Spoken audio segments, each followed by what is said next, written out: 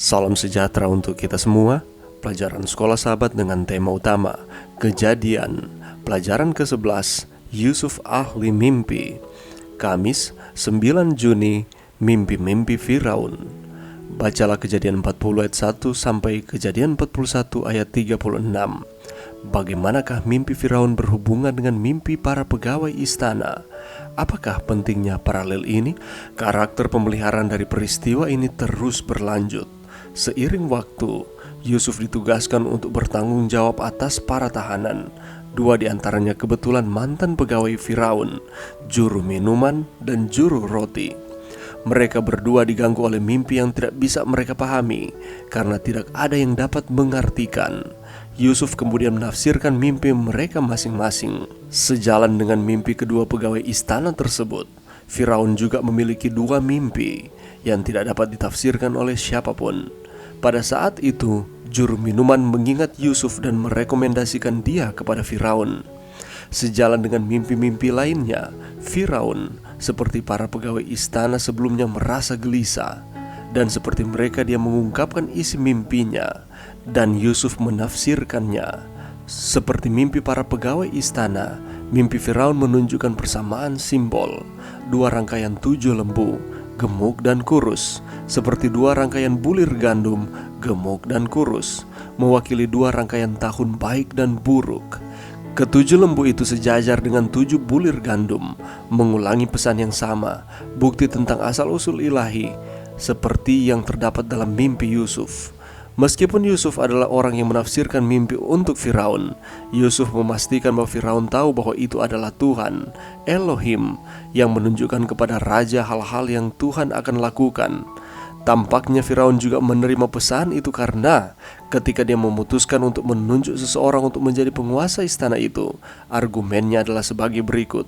Oleh karena Allah telah memberitahukan semuanya ini kepadamu, tidaklah ada orang yang demikian berakal budi dan bijaksana seperti engkau.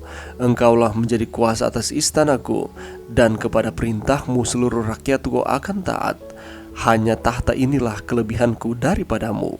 Sungguh menakjubkan. Terima kasih kepada Tuhan, Yusuf berubah dari penguasa atas rumah Potifar menjadi penguasa penjara dan menjadi penguasa seluruh Mesir. Sungguh kisah yang luar biasa tentang bagaimana bahkan di tengah keadaan yang tampak seperti keadaan yang mengerikan, pemeliharaan Tuhan dinyatakan. Bagaimanakah kita bisa belajar untuk mempercayai Tuhan dan berpegang teguh pada janji-janjinya ketika peristiwa-peristiwa tidak tampak menguntungkan sama sekali dan Tuhan tampak diam? Pelajaran yang bisa kita dapatkan pada saat ini ketika kita membaca di dalam Kejadian pasal 40. Peristiwa ini merupakan babak baru kehidupan Yusuf di Mesir. Setelah dijual sebagai budak, kemudian diangkat menjadi pengurus rumah Potifar majikannya, dan kini ia harus menjadi seorang narapidana di dalam penjara asing.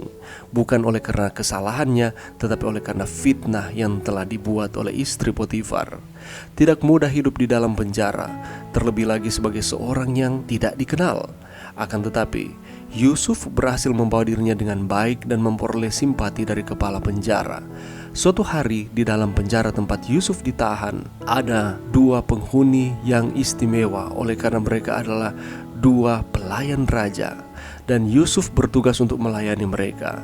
Dan ketika suatu saat mereka berdua mendapatkan mimpi dan itu menggelisahkan mereka, Yusuf pun menolong dengan memberitahu makna mimpi mereka masing-masing. Juru minuman Firaun akhirnya bebas, persis seperti makna mimpi yang diberitahukan Yusuf. Tetapi juru roti memiliki nasib yang berbeda dengan juru minuman.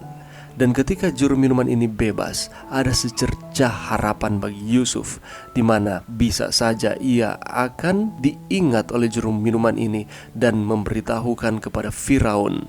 Akan tetapi, sang juru minuman Firaun ini, terkadang jalan Tuhan bukanlah jalan manusia. Terkadang kita berharap begitu yakin akan pertolongan, kelihatannya begitu jelas akan datang, namun kita dikecewakan. Alkitab tidak mencatat satu kata pun keluh kesah keluar dari Yusuf oleh karena bantuan yang telah dia berikan, tetapi juru minuman melupakannya. Tetapi Yusuf tetap percaya kepada Tuhan. Dan kalau kita membaca di dalam Kejadian pasal 41 ayat 1 sampai 57, Disinilah Tuhan bekerja di dalam kehidupan Yusuf, di mana waktu Tuhan adalah waktu yang terbaik dibandingkan dengan waktu manusia.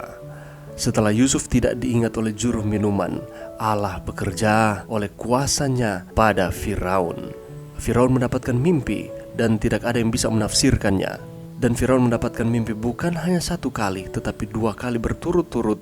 Tetapi makna dari mimpi tersebut adalah sama.